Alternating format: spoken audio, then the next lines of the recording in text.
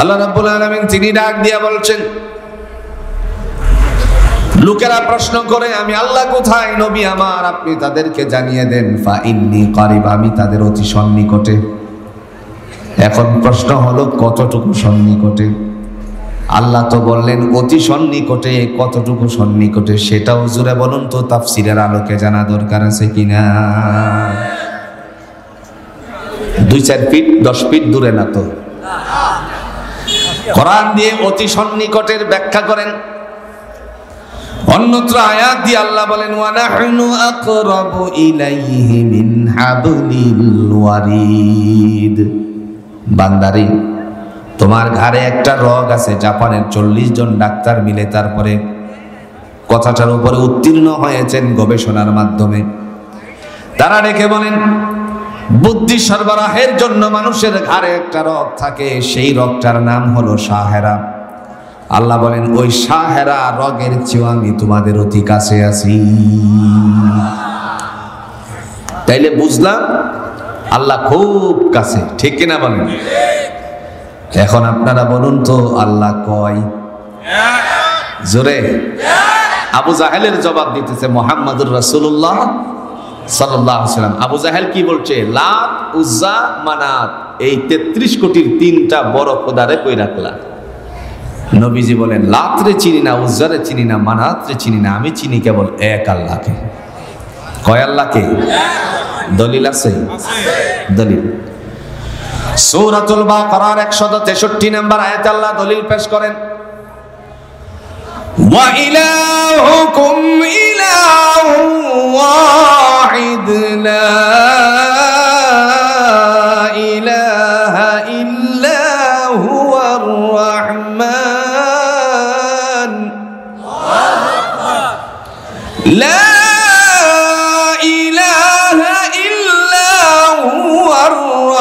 রহমানুর রহিম।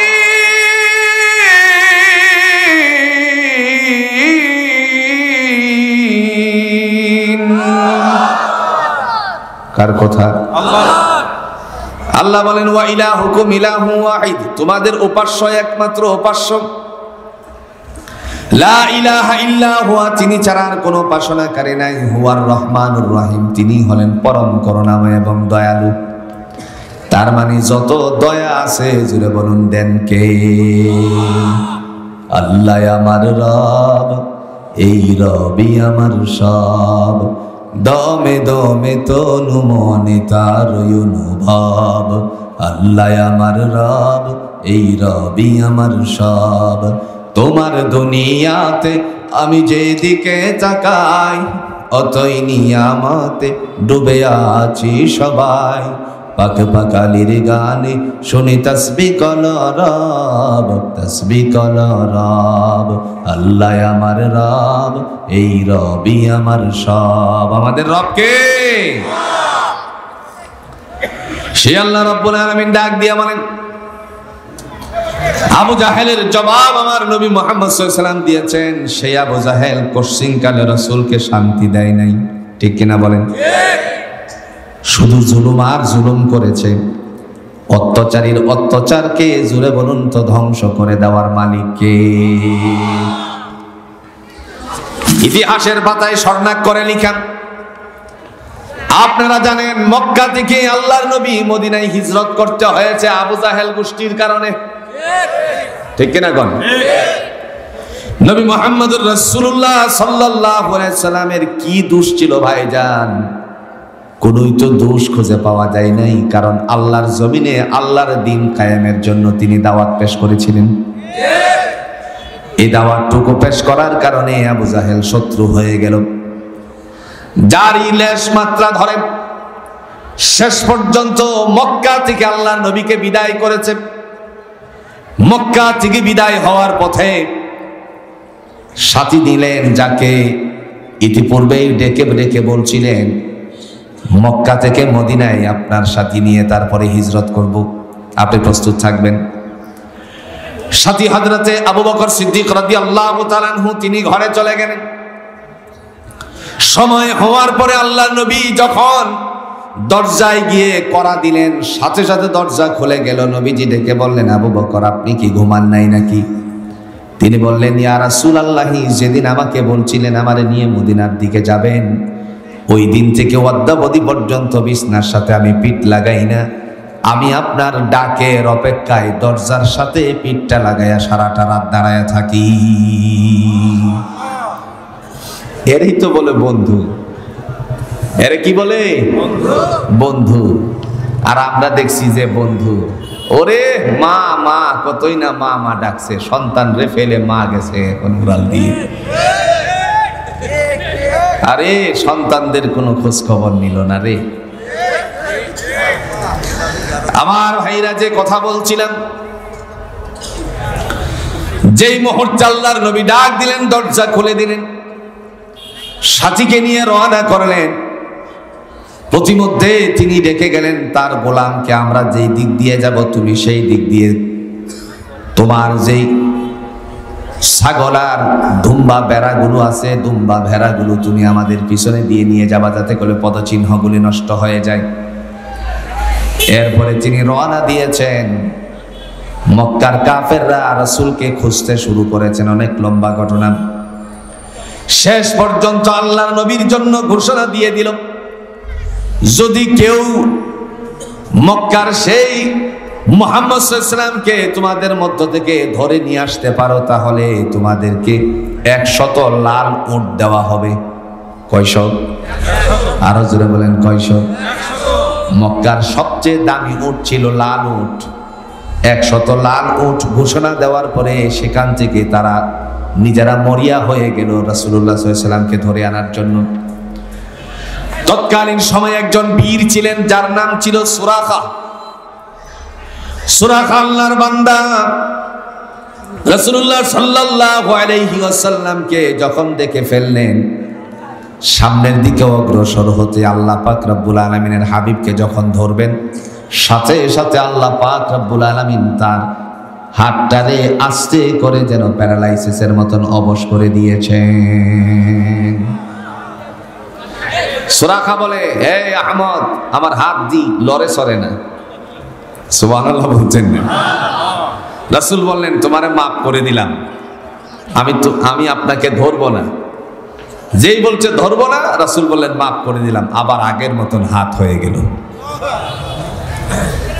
সুরাখার মাথায় আবার ঢুকে গেল কয়শো উট?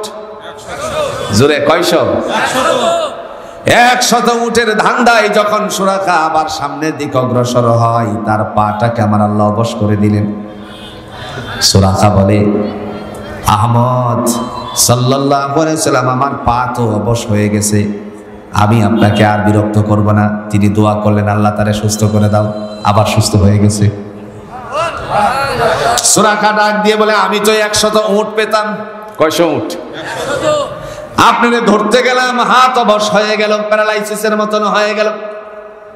দৌড় দিবার চাইলাম ধরার উদ্দেশ্যে, পা গুলো প্যারালাইসিসের মতন হয়ে গেল। এখন তো আমি আর কিছুই পাবো না। আচ্ছা, আপনারে যে আমি ছেড়ে দিব, আপনি কি আমারে কিছু দিবেন নাকি? চিন্তা করছেন?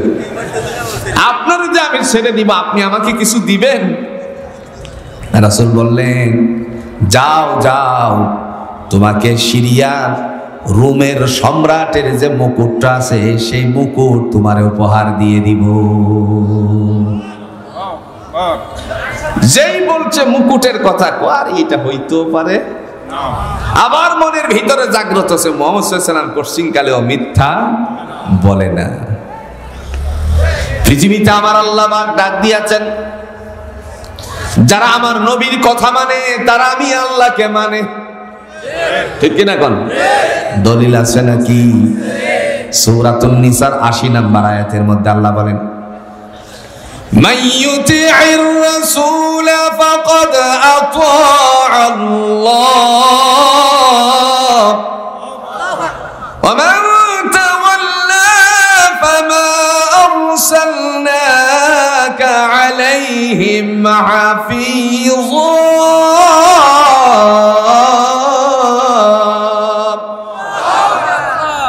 আল্লাহ বলেন, যারা আমার নবীকে মানে, তারা আমি আল্লাহরে মানে।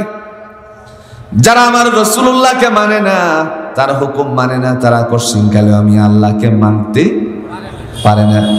ওমান তাওয়াল্লা, আর যারা আপনার পৃষ্ঠ প্রদর্শন করে, ফামা আরসালনাকা আলাইহিম হাফিজা, আমি তাদেরকে রক্ষণাবেক্ষণকারী হিসাবে আপনাকে পাঠাই নাই, তাদের রক্ষণাবেক্ষণকারী করে পাঠাই নাই। তার মানে এই আয়াতে স্পষ্ট হয়ে গেল একদল নবীজিকে মানবে আর একদল ওয়ামান তাওয়াল্লা, আয়াতের অংশ ওয়ামান তাওয়াল্লা, আর যারা আপনাকে পৃষ্ঠ প্রদর্শন করে, যারা না মানবে, ফামা আরসালনাকা আলাইহিম হাফিজা, তাদের জন্য আপনাকে রক্ষণাবেক্ষণ করে পাঠাই নাই। তার মানে একদল মানবে, জোরে বলেন মানবে? মানবে না। এই দলটার নামই হলো আবু জাহেলের দল। আবু জাহেল নাই, কিন্তু আবু জাহেলের সাল্লি পাল্লি ছিল কি ছিল না? গাপটি বেঁধে দিচ্ছে। আবু জাহেলের কোরআন থেকে আপনারা মিলাইবেন। আমি ভাই কাউকে কোনো চাপ দিয়ে কথা বলি না, আপনারা কোরআন থেকে মিলান। আবু জাহেলের কাজটা কি ছিল? وقال الذين كفروا لا تسمعوا لهذا القرآن والغوا فيه لعلكم تغلبون।